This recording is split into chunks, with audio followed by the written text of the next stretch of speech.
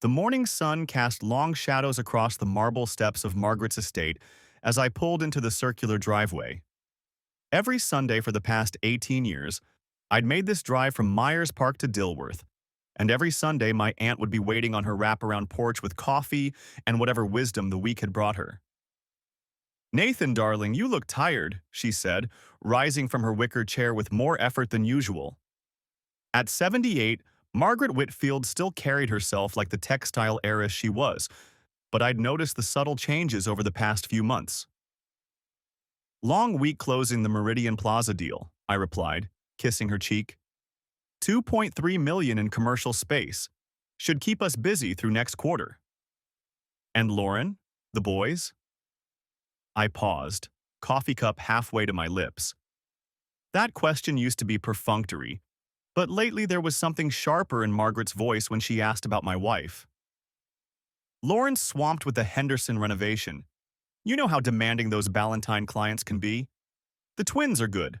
Lacrosse season starts next month, and they're both maintaining their GPAs for college scouts." Margaret nodded slowly, her keen blue eyes studying my face. "She's missed the last 3 Sunday dinners." "Work," I said automatically. "The interior design business is really taking off for her. More evening consultations, weekend property visits. Success comes with a price, you know?" "Indeed it does." Margaret's tone carried an edge I couldn't quite place. "Nathan, walk with me through the garden. I want to show you something." We strolled between the meticulously maintained hedgerows that had been her pride for decades. Margaret moved slower now, but her mind remained razor-sharp, something that had served her well in building and maintaining an $8 million fortune. "Do you remember when you were 12 and caught your mother's boyfriend stealing from her jewelry box?" The memory hit me unexpectedly. "Tommy Morrison. Mom refused to believe me until you hired someone to prove it." "What did I tell you then?" "That people show you who they are through their actions, not their words. And that family protects family, no matter what it costs." Margaret stopped beside her prized rose bushes, their winter dormancy a stark reminder of the season's reality. "I've lived through 3 generations of Charlotte society marriages, Nathan. I've watched affairs destroy the Blackwell family fortune, seen the Hendersons lose everything in their divorce battle, witnessed the Carmichael scandal tear apart one of the city's oldest bloodlines. Aunt Margaret, what are you trying to tell me?" She turned to face me fully, and I saw something in her expression that made my stomach clench. "I'm telling you that I love you like the son I never had, and I'm telling you to pay attention to what's happening in your own house." The drive home felt longer than usual. Margaret's words echoed in my mind as I pulled into our circular driveway, taking in the pristine landscaping and the stately colonial that had been our dream house 8 years ago. Inside, Lauren was arranging flowers in the kitchen, her blonde hair pulled back in a way that highlighted the subtle highlights I hadn't remembered her getting. She looked up as I entered, her smile bright, but somehow practiced. "How's Margaret?" she asked, returning to the roses with careful precision. "Concerned about you missing dinner again." Lauren's hands stilled for just a moment. "I told you, the Garrison project is on a crazy timeline. Mrs. Garrison wants the entire first floor redesigned before their anniversary party in March. Maybe you could call her next week. Margaret looks forward to seeing you." "Of course. I'll make sure to clear my schedule."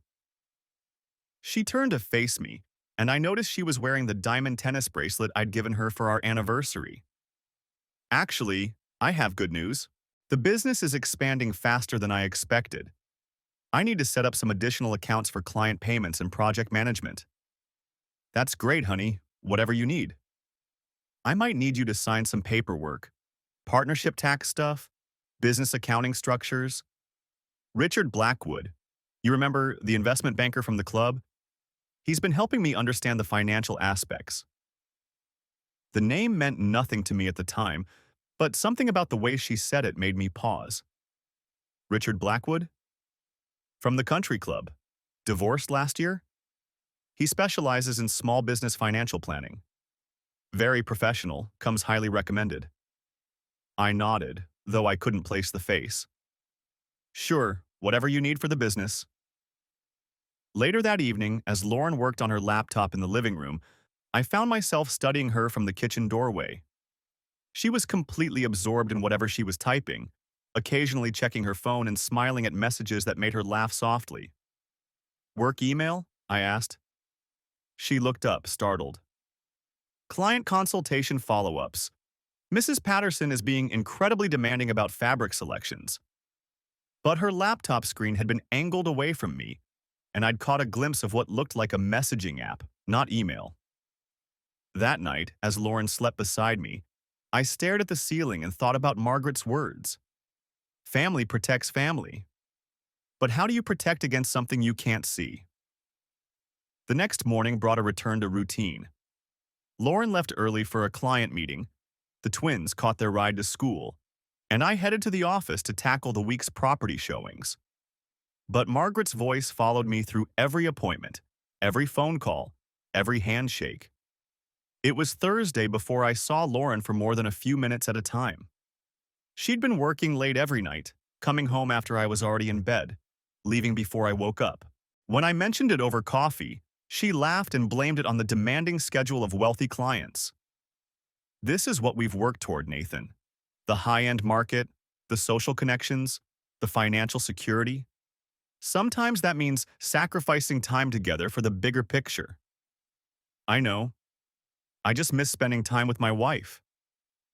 She leaned over and kissed my cheek, her perfume carrying a scent I didn't recognize. Once this busy season passes, things will settle down, I promise.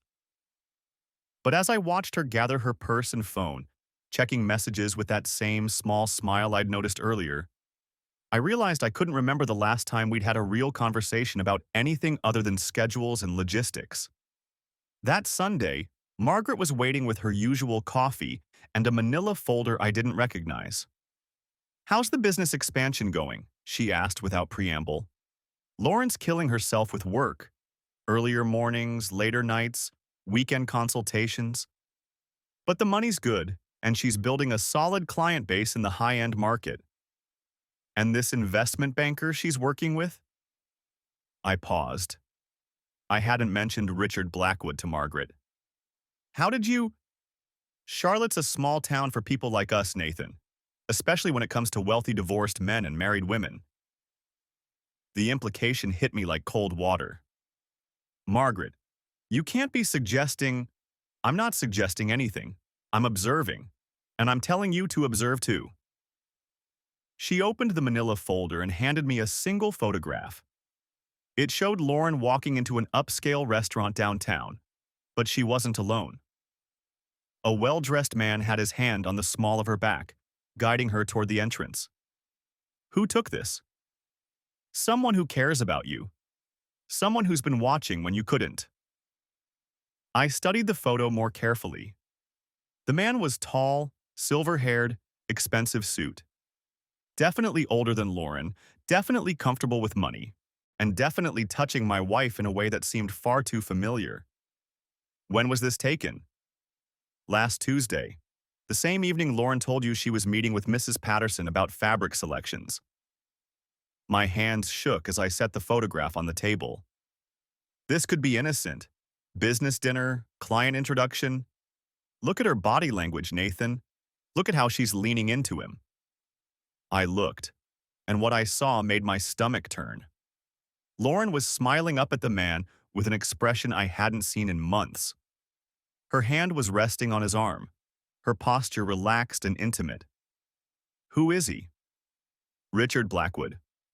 48 years old, divorced. 18 months ago from Helen Blackwood. Remember the Blackwood textile merger from the 90s? Investment banker, specializes in wealth management for high net worth individuals. Lives in a $3.5 million estate on Lake Norman." Margaret recited the information like she was reading from a dossier, which made me wonder exactly how much she knew and how she'd learned it. "Aunt Margaret, what aren't you telling me?" She was quiet for a long moment, her hands folded in her lap as she gazed out over the garden. Nathan, I've watched Lauren carefully over the past several months. The late nights, the new clothes, the separate phone calls, the way she lights up when certain messages come through. I've seen this pattern before. You're talking about an affair. I'm talking about a woman who's made choices. And I'm talking about a man who needs to protect himself and his children before those choices destroy everything he's built. I wanted to argue, to defend Lauren, to insist that 18 years of marriage meant something. But the photograph on the table told a different story, and Margaret's track record for reading people was flawless. What do you want me to do? For now? Nothing. Watch. Listen. Pay attention to patterns, and trust that the people who love you most will help you when the time comes. That week passed in a blur of forced normalcy. I found myself analyzing every conversation with Lauren, looking for tells and inconsistencies. The business expansion story started to feel rehearsed. Her explanations for late nights became more elaborate. And twice I caught her stepping outside to take phone calls she claimed were work-related. Friday evening, Lauren announced she'd be spending Saturday at a client's lake house, reviewing renovation plans and making final selections for a rush project. Which client? I asked. The Andersons. You don't know them. New money, tech industry. They want to completely transform their lake house before summer. On Lake Norman? Lake Wiley, she said quickly. The Anderson place is gorgeous, right on the water. Might be a late night. They're having me stay for dinner to discuss budget parameters. But something about her answer felt wrong. The details were too specific, like a story she'd practiced. And Lake Norman had been mentioned in Margaret's description of Richard Blackwood's estate. Saturday morning, I told Lauren I had property showing scheduled and watched her drive away in her Audi. Then I called Margaret. She's gone to Lake Norman, isn't she? My aunt said, without preamble. How did you know I was going to call? Because you're finally listening. And because the investigation I commissioned is providing real-time updates. Investigation. Nathan, darling, it's time we had a more serious conversation. Can you come over? The drive to Margaret's felt like the longest 20 minutes of my life. When I arrived, she was waiting with coffee and a much thicker folder. Sit down, she said gently. What I'm about to show you will change everything. The folder contained dozens of photographs spanning several months. Lauren and Richard Blackwood entering hotels, walking hand in hand through the gardens at his estate, kissing in the parking lot of an expensive restaurant, boarding a sailboat together at Lake Norman. How long? I managed to ask. The affair started 8 months ago. The professional investigation began 3 months ago. Professional investigation? Phillips Investigative Services. Daniel Phillips is former Charlotte-Mecklenburg Police, 15 years in private practice. I hired him in March when Lauren's behavior changes became too obvious to ignore. I flipped through photograph after photograph, each one destroying another piece of the life I thought I knew. Why didn't you tell me sooner? Because I needed complete documentation. This isn't just about an affair, Nathan. It's about financial planning, asset protection, and a very sophisticated exit strategy. Margaret opened a second folder containing bank statements, credit card records, and financial transaction reports. Over the past 8 months, Lauren has transferred $180,000 from your joint accounts to separate business accounts. She's liquidated shared investments, claiming business expansion needs. She's met with divorce attorney Patricia Lawson twice in the past month. The numbers on the pages blurred as I tried to process the scope of the deception. She's planning to leave. She's planning to leave with half of everything you've built, plus the additional assets she's already moved. Richard Blackwood has been providing financial advice on asset protection strategies. According to the investigation, Lauren intends to file for divorce immediately after the holidays. The holidays are 3 weeks away, which means you have 3 weeks to protect yourself, your children, and your future. I set the folders aside and buried my head in my hands. 18 years of marriage, reduced to surveillance photographs and financial records. What do I do now? Now you understand that love and loyalty run deeper than marriage vows. Family protects family, Nathan, and I'm about to show you how. Margaret spent the next 2 hours walking me through every detail of the investigation. Richard Blackwood had a history of affairs with married women, including 2 previous instances that had resulted in expensive divorce settlements for his partners. Lauren had been researching property values and potential sale timelines for our house. Most damaging of all, she'd been modifying beneficiaries on her life insurance policies and had been pressuring me to change mine. She's not just planning to leave, Margaret explained. She's planning to maximize the financial impact of the divorce. The timing after holidays ensures maximum disruption for you and the boys. The asset transfers ensure she keeps money that should be marital property. And the insurance changes protect her while leaving you vulnerable. I can't believe this is happening. Believe it. But also believe that you're not powerless. The investigation has given us 8 months of documentation that any divorce attorney would consider a goldmine. We know her strategy, her timeline, her financial moves. Most importantly, we know about Richard's involvement, which opens up additional legal options. Additional legal options? Margaret smiled, and for the first time that day, it wasn't a sad smile. North Carolina is one of the few states that still recognizes alienation of affection lawsuits.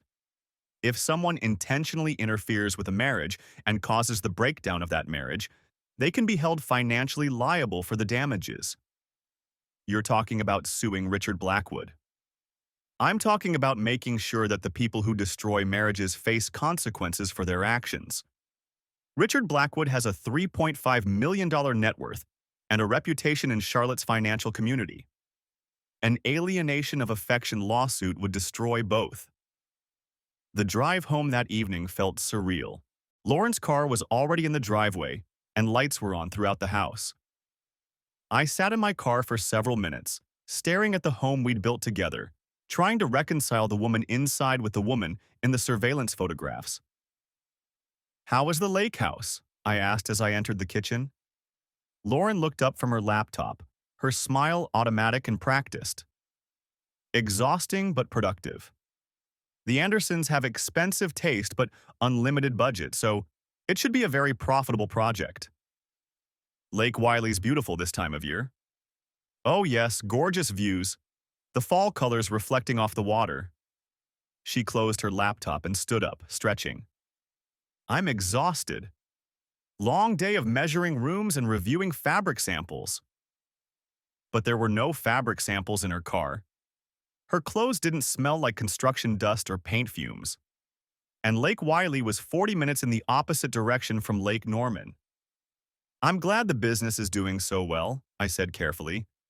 "Richard's financial advice has been invaluable. He really understands the luxury market dynamics." The casual way she said his name, like he was just another business contact, instead of the man she'd been having an affair with for 8 months, made my chest tighten. "Maybe I should meet him sometime.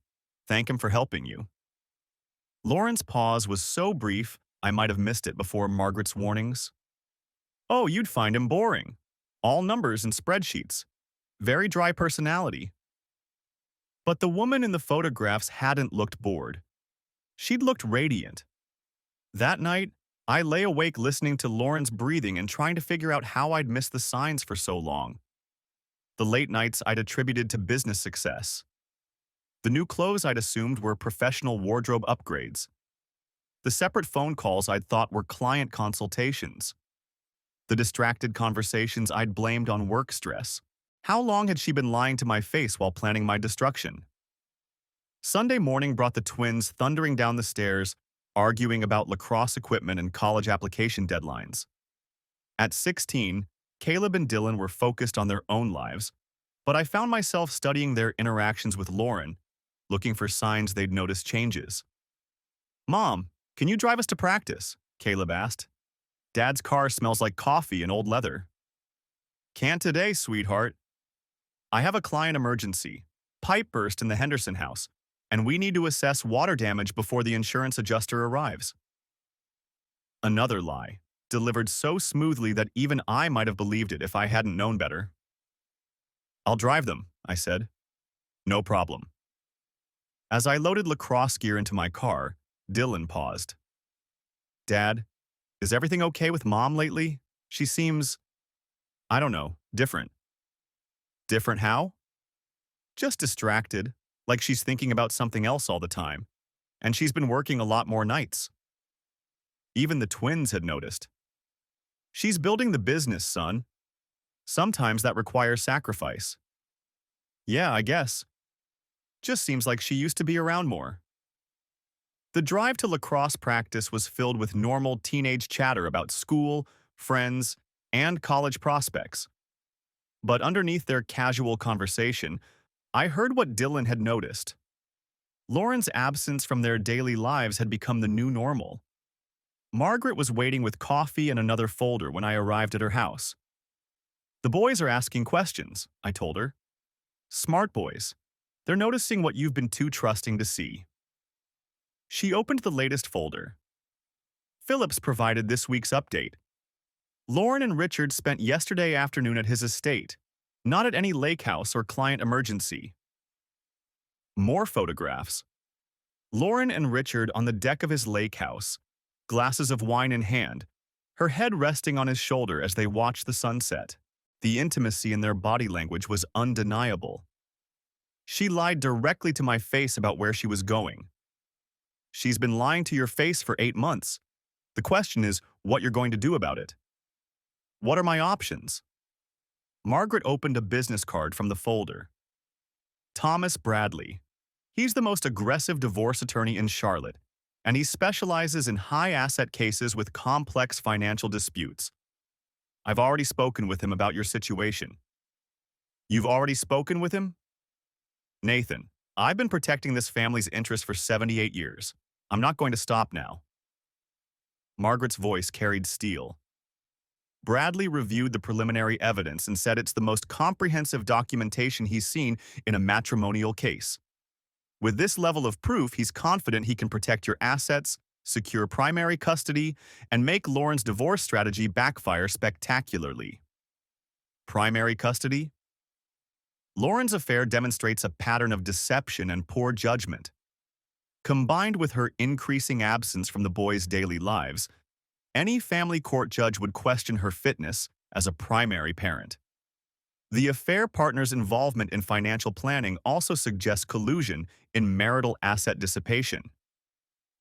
Margaret spoke like she'd been consulting attorneys for weeks, which made me realize how long she'd been planning this conversation. You want me to file first?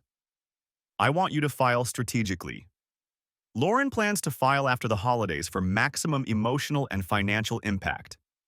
If you file first, with comprehensive evidence, you control the narrative and the legal strategy. This will destroy her.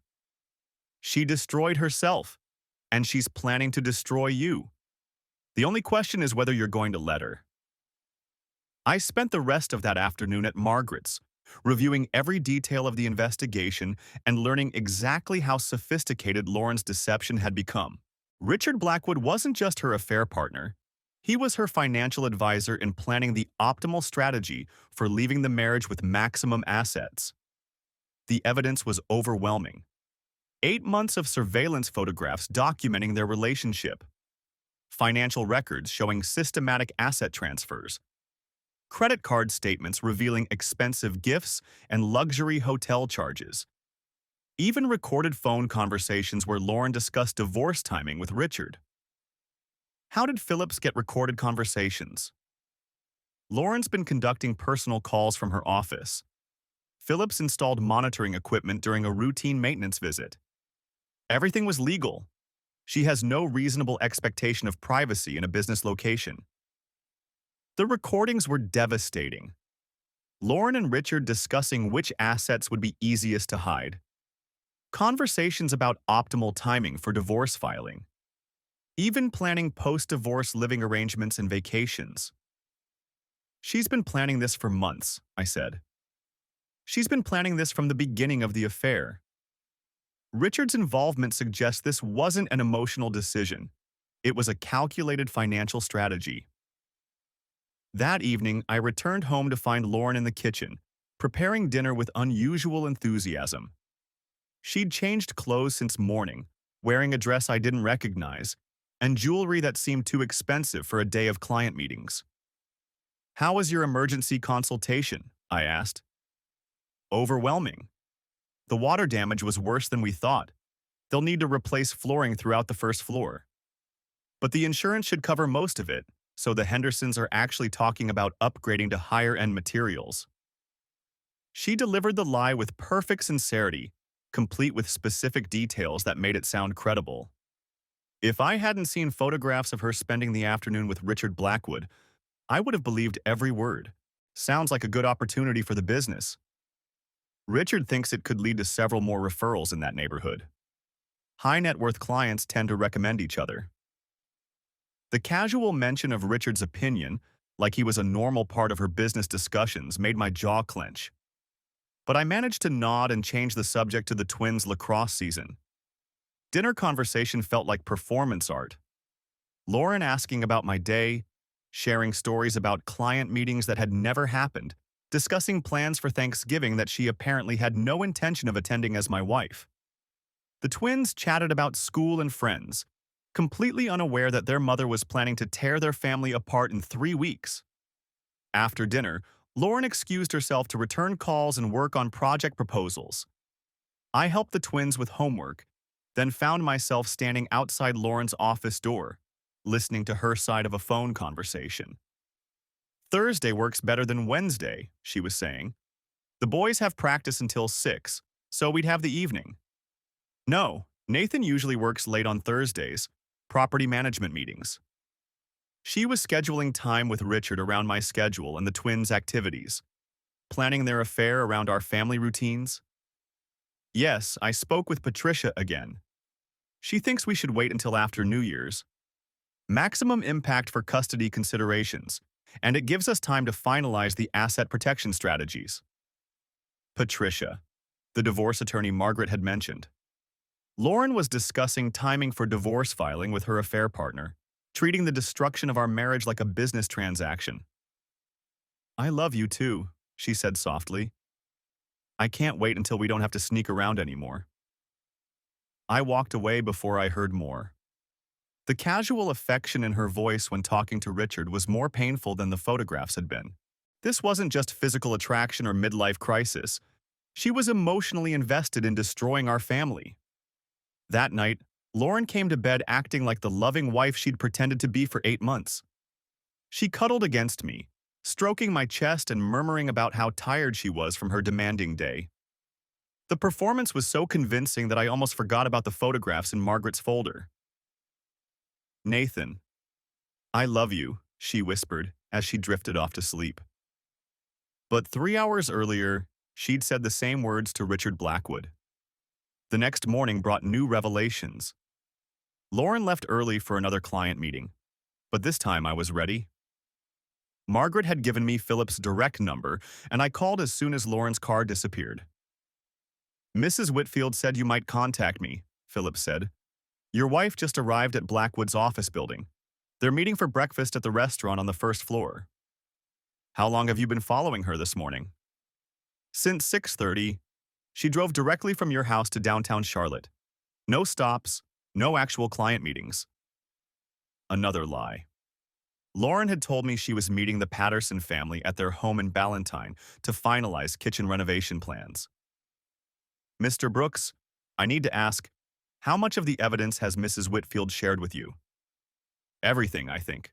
Photographs, financial records, recorded conversations." "Then you understand this isn't a simple affair case. Your wife and her partner have been planning a coordinated financial assault on your marriage. The level of sophistication suggests they've done this before." Meaning? Meaning Richard Blackwood has a pattern. This is his third documented affair with a married woman, and both previous cases resulted in divorces where his partners received unusually large settlements. He's essentially running a business.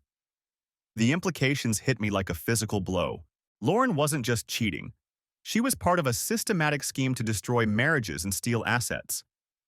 What do you recommend? Meet with your attorney immediately. File first, file fast, and file with everything we've documented. Don't give them time to adjust their strategy. That afternoon, I sat in Thomas Bradley's law office, reviewing 8 months of evidence that painted Lauren as a calculating stranger rather than the woman I'd married. This is extraordinary documentation, Bradley said, flipping through surveillance photographs. Most affair cases rely on suspicion and circumstantial evidence. You have comprehensive proof of adultery, asset dissipation, and financial conspiracy. What are my options? Multiple strategies.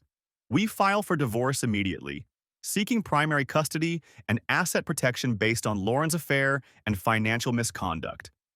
Simultaneously, we file an alienation of affection lawsuit against Blackwood, seeking damages for his intentional interference with your marriage. Bradley explained that North Carolina's alienation of affection law allowed for substantial financial judgments against third parties who deliberately destroyed marriages. With Blackwood's wealth and pattern of behavior, the potential damages could reach into the millions. This will be very public, Bradley warned. Alienation of affection cases attract media attention, especially when they involve wealthy defendants and systematic patterns of behavior. Will that hurt Lauren's business? It will destroy Lauren's business. High-end interior design depends on reputation and social connections. When her affairs and financial schemes become public knowledge, her client base will evaporate overnight. I thought about the twins, about their friends' families, about our social circle learning the truth about Lauren's double life. Is there a way to handle this quietly? Not if you want maximum protection. Lauren has been planning a public, devastating divorce designed to destroy your reputation and steal your assets. The only effective response is to strike first with overwhelming evidence. I left Bradley's office with a timeline for filing that would give Lauren no opportunity to adjust her strategy. Divorce papers would be served within 48 hours, along with asset freeze orders that would prevent any further financial transfers. The alienation of affection lawsuit against Richard Blackwood would follow within a week. One more thing, Bradley said as I gathered the evidence folders. Your aunt mentioned that she's been funding the investigation and will be covering legal costs. That's an unusual arrangement. Aunt Margaret believes in protecting family. Family loyalty like that is rare. You're fortunate to have someone willing to fight for your interests. That evening, Lauren came home with shopping bags from expensive boutiques, claiming she'd been purchasing samples and materials for client presentations. But the bags contained personal items, designer dresses, jewelry, perfume that cost more than most people's mortgage payments. Richard thinks presentation is crucial in the luxury market, she explained. Clients need to see that their designer has taste and style. More casual mentions of Richard's opinions, as if his input on her appearance was normal business advice rather than direction from her affair partner on how to dress for their relationship. How's the business expansion going? I asked. Incredibly well. Richard's connections have opened doors I never imagined. I think we're looking at doubling revenue next year. But Lauren's business expansion was a fiction. According to Phillips's investigation, she'd been losing clients rather than gaining them, spending more time with Richard than on actual work. The additional accounts she'd mentioned were vehicles for hiding marital assets, not legitimate business growth. That's wonderful, honey. You've worked so hard for this success. Sometimes I feel guilty about how much time I'm spending away from you and the boys, she said, and for a moment her expression seemed genuinely conflicted. But this opportunity won't last forever. I need to maximize it while I can. Even her guilt was calculated. Lauren was establishing a narrative of sacrifice and hard work to justify her absences, when the reality was systematic deception and asset theft. After dinner, I helped the twins with homework while Lauren disappeared into her office for more client calls. But this time, I positioned myself where I could see her laptop screen. She wasn't working on design projects. She was researching divorce law, property division strategies, and custody considerations. The woman I'd married had been replaced by a stranger who studied our marriage like a financial transaction she was planning to liquidate. That night, I called Margaret. I met with Bradley. He's filing papers Thursday morning. Good. How are you feeling? Like I don't know the woman I've been living with for 18 years? You don't. The Lauren you married either never existed or disappeared when Richard Blackwood entered the picture. The woman you're living with now is someone else entirely. What happens to the boys when this becomes public? The boys discover that their father protected them from a woman who was willing to destroy their family for money. They learn that integrity matters more than convenience, and that family loyalty runs deeper than marriage vows. Margaret's voice carried absolute conviction, the same tone she'd used when she'd taught me about honor and responsibility as a child. Are you sure about this strategy? Nathan, I've lived through 78 years of watching families rise and fall based on the choices people make. Lauren made her choices 8 months ago. Richard Blackwood made his choices when he decided to systematically destroy marriages for profit. Now you get to make your choices. What choices? Whether to be a victim or a victor. Whether to let them destroy you or destroy them first. Whether to protect what matters or let strangers steal everything you've built. Thursday morning, Lauren left for another fictional client meeting. Phillips confirmed she'd driven to Richard Blackwood's estate for what appeared to be an extended planning session. They were photographed on his deck with legal documents, coffee, and laptop computers, planning my destruction while I prepared theirs. At 10:30, 2 process servers arrived at Richard Blackwood's office building. At 11, another team served Lauren at the Lake Norman estate. At 11:15, my attorney filed asset freeze orders that would prevent any further financial transfers from our joint accounts. At 11:30, Phillips called to report that Lauren had screamed at Richard for 20 minutes before storming out of his house. At noon, she called me. Nathan, there's been some kind of mistake. Someone served me with divorce papers, but they have the wrong information. They claim I've been having an affair and stealing money. Her voice carried perfect confusion and indignation, like she genuinely couldn't understand why anyone would think she was capable of adultery or financial misconduct. Where are you, Lauren? At the Patterson house, working on kitchen revisions. Nathan, this is insane. Someone has completely fabricated evidence against me. But I knew she wasn't at the Patterson house. She was driving back from Richard Blackwood's estate, where they'd been served with lawsuits that would destroy both their lives. We need to talk, I said. Yes, we absolutely need to talk. This is obviously some kind of scheme to frame me for things I haven't done. Even facing comprehensive evidence, Lauren maintained the fiction that she was innocent. The capacity for deception was more complete than I'd imagined possible. Come home. We'll sort this out. I'll be there in an hour. Nathan, I need you to know that whatever those papers say, I love you and I love our family. I would never do anything to hurt you. But for 8 months, she'd been doing nothing except planning to hurt me.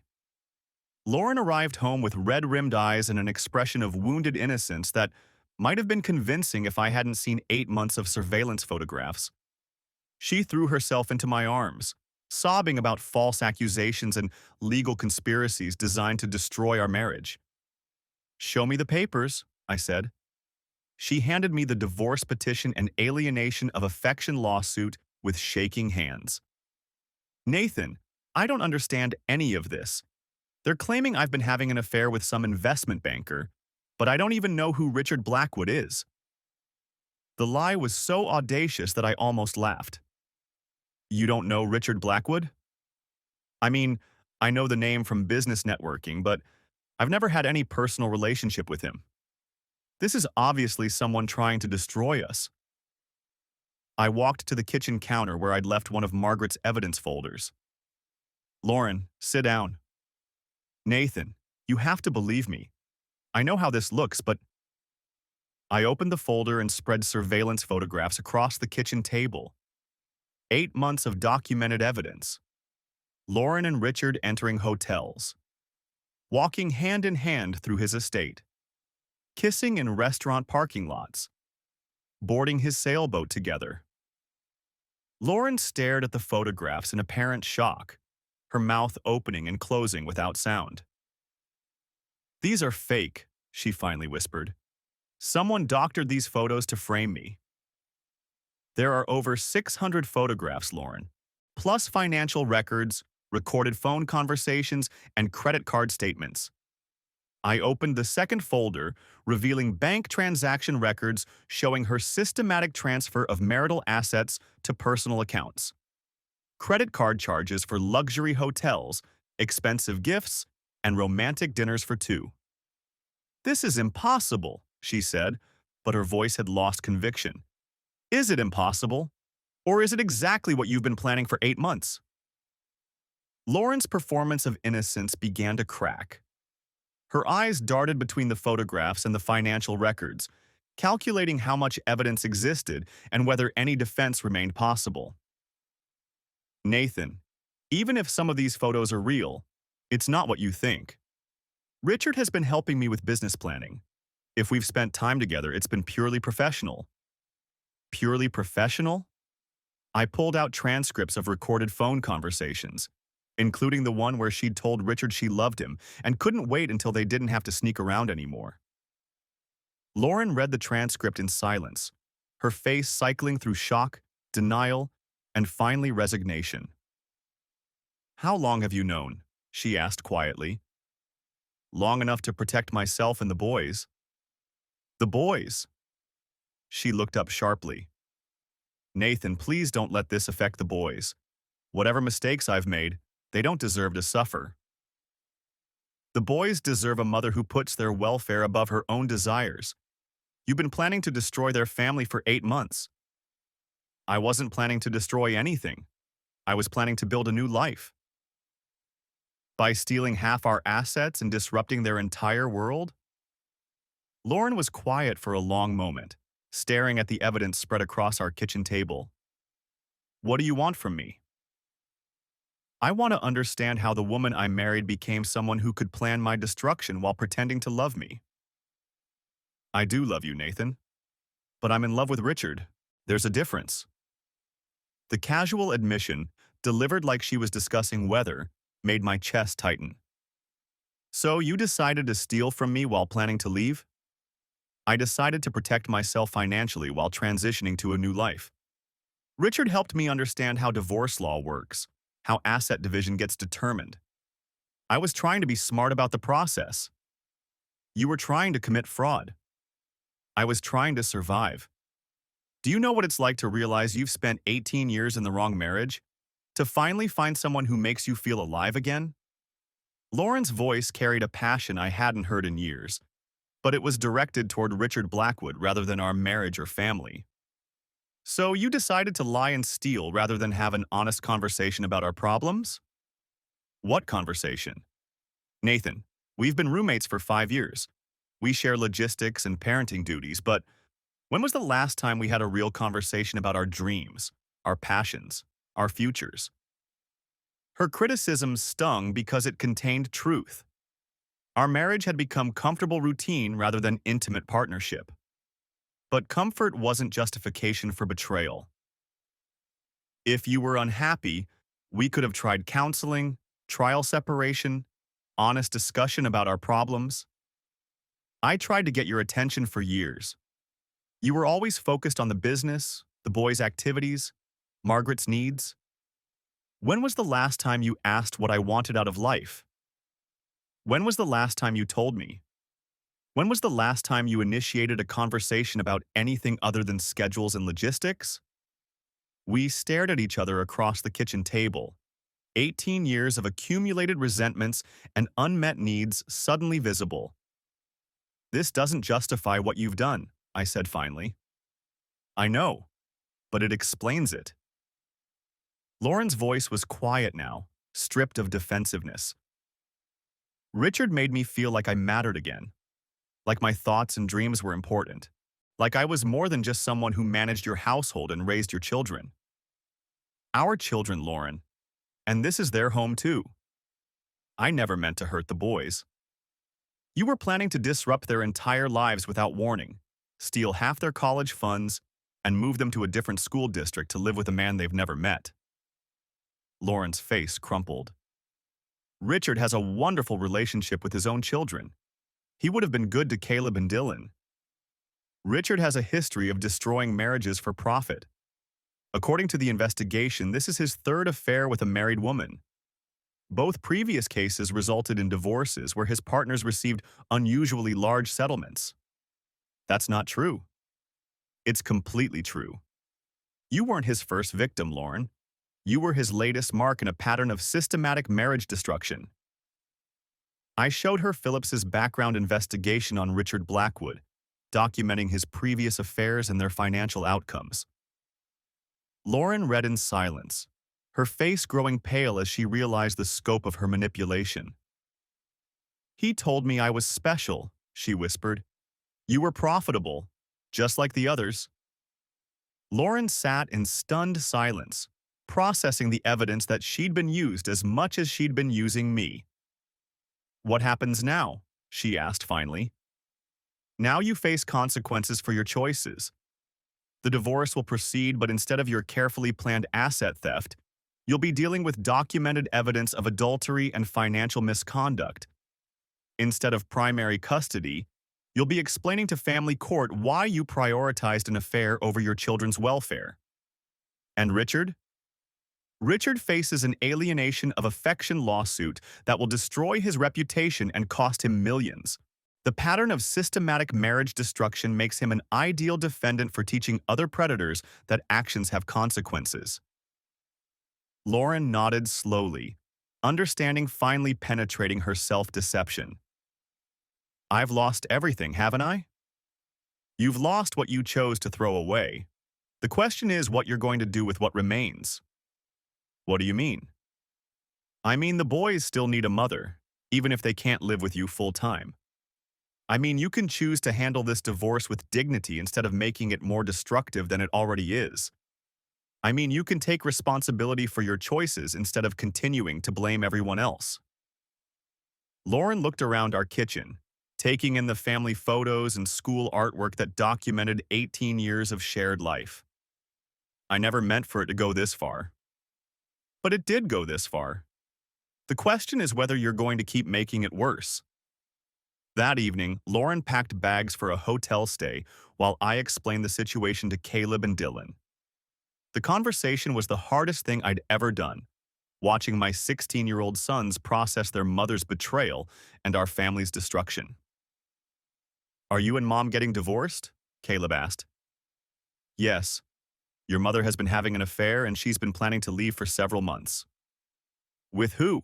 Dylan wanted to know. A man named Richard Blackwood. He's an investment banker who's been helping your mother plan the divorce.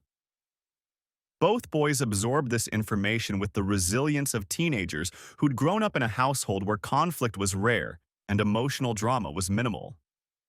Where will we live? Caleb asked. Here, with me. Your mother will have visitation rights, but this will remain your primary home. What about college? Dylan's priorities were practical. College plans don't change. Your education is still the top priority, and there's money set aside for both of you.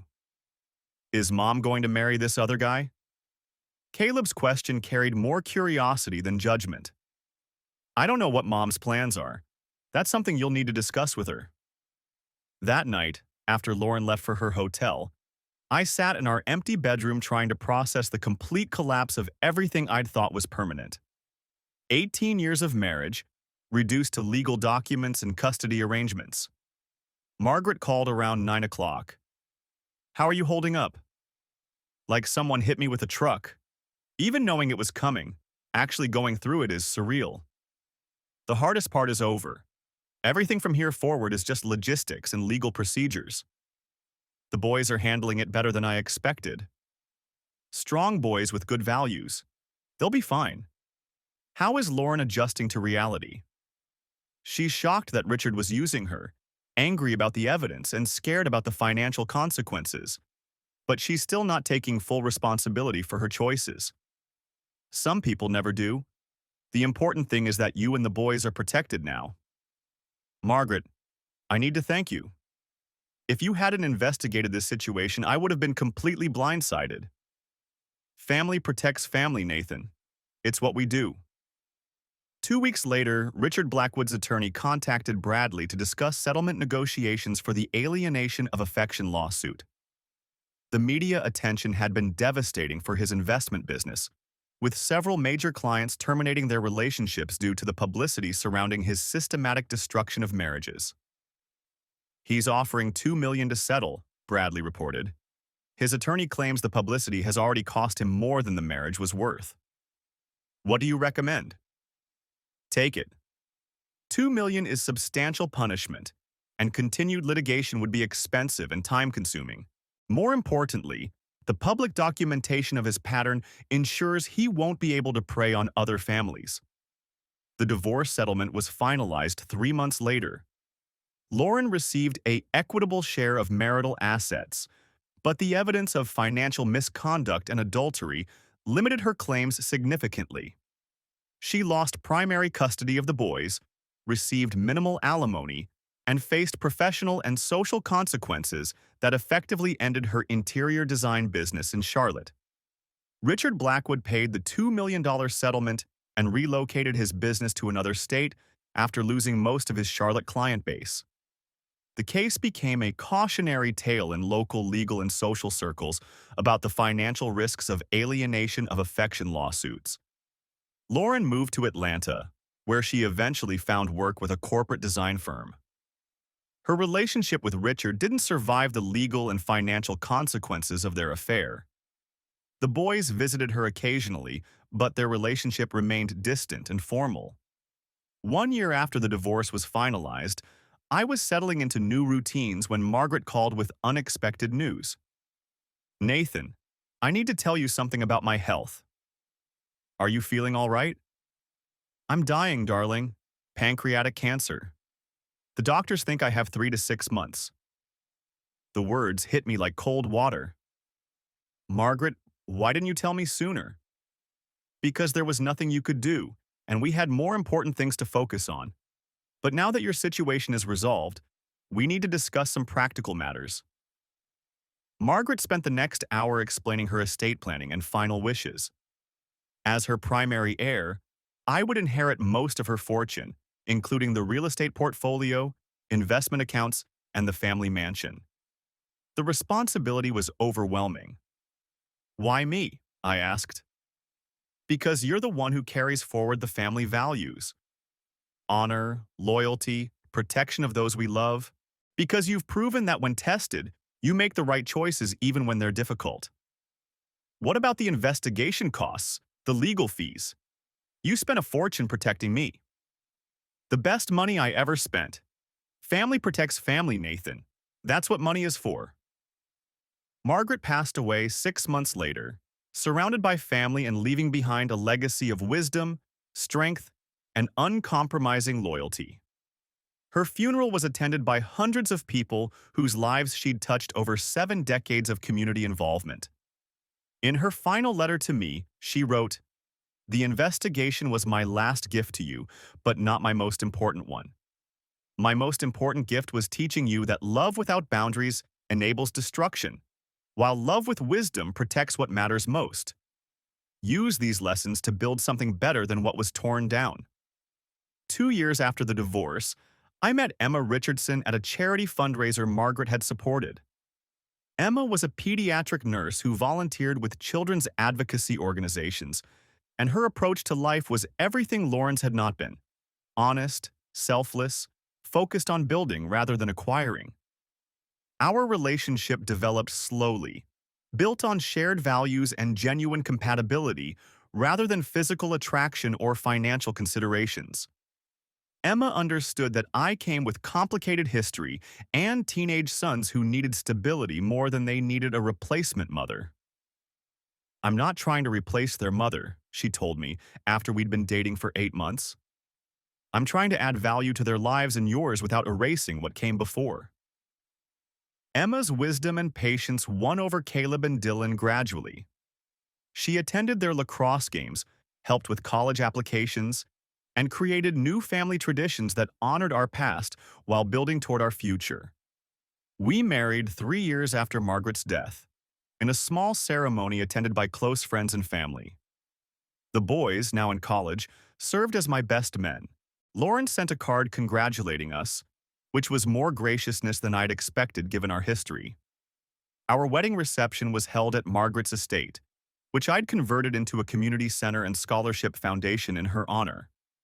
The textile museum she'd always dreamed of became reality, funded by her estate and supporting educational programs for young people interested in business and financial literacy. 5 years after the divorce, Brooks Development had grown into one of Charlotte's most successful real estate companies, employing 75 people and specializing in commercial and residential projects that strengthened community development. The financial settlement from Richard Blackwood had provided startup capital for expansion, turning the consequences of his marriage destruction into tools for building something positive. Caleb graduated from Duke with a business degree and joined the company, bringing fresh energy and modern technology to our traditional approaches. Dylan completed medical school and returned to Charlotte for his residency at Presbyterian Hospital, continuing the family tradition of community service. Lauren remarried in Atlanta to a corporate executive who appreciated her professional skills without the complicated history of her affair with Richard. Our interactions remained cordial but distant, focused on the boys' major life events and practical matters rather than personal relationship. Emma and I built a marriage based on the lessons Margaret had taught me about protecting what matters most. Open communication replaced comfortable silence. Shared goals replaced parallel lives. Active love replaced passive assumption. "Do you ever regret how everything happened?" Emma asked one evening as we walked through Margaret's gardens, now open to the public as part of the community center. "I regret that it had to happen. I regret that the boys lost the security of an intact family, but I don't regret discovering the truth or protecting our future." "Do you think Lauren regrets her choices?"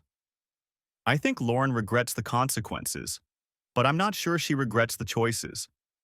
She got what she wanted, freedom from a marriage that had become routine. She just didn't expect the price to be so high." "And Richard?" "Richard learned that systematic marriage destruction is an expensive hobby when your victims have resources to fight back." The alienation of affection case had become a landmark precedent in North Carolina family law, demonstrating that third parties who deliberately interfere with marriages face serious financial consequences. Several subsequent cases cited our documentation as the standard for proving intentional interference.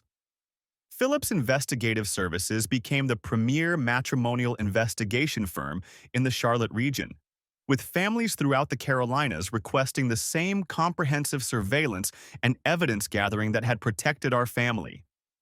Daniel Phillips often referred to our case as an example of how professional investigation could prevent financial devastation.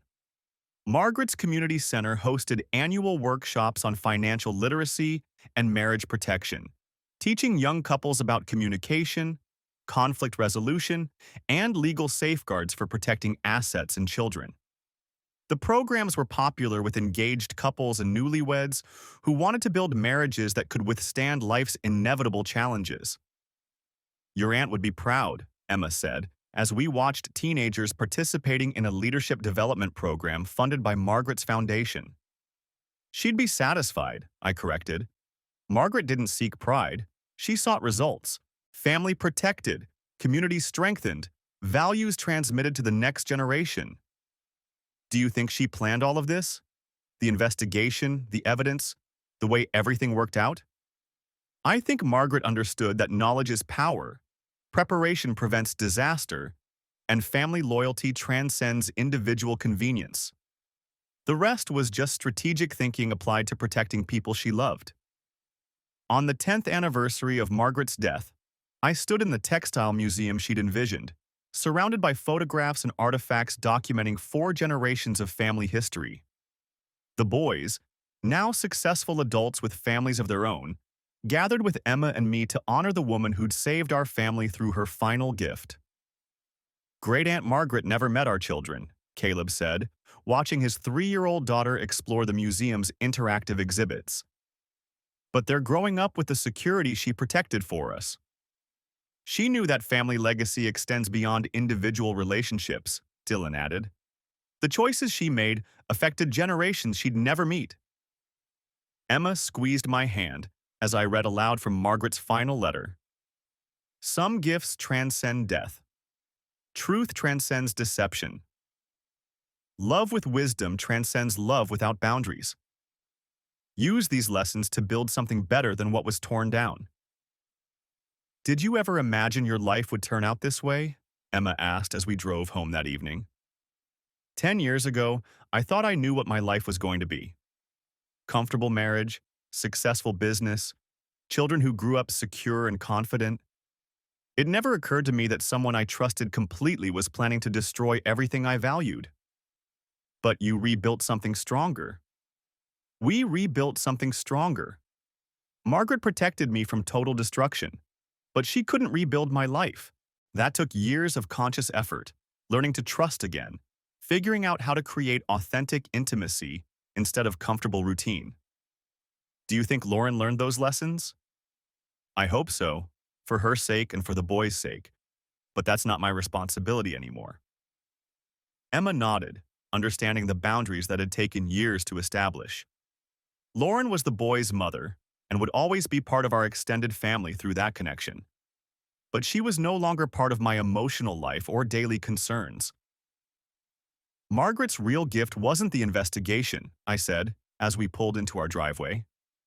Her real gift was teaching me that love without wisdom is dangerous, that family loyalty is worth fighting for, and that sometimes protecting the people you care about requires making difficult choices.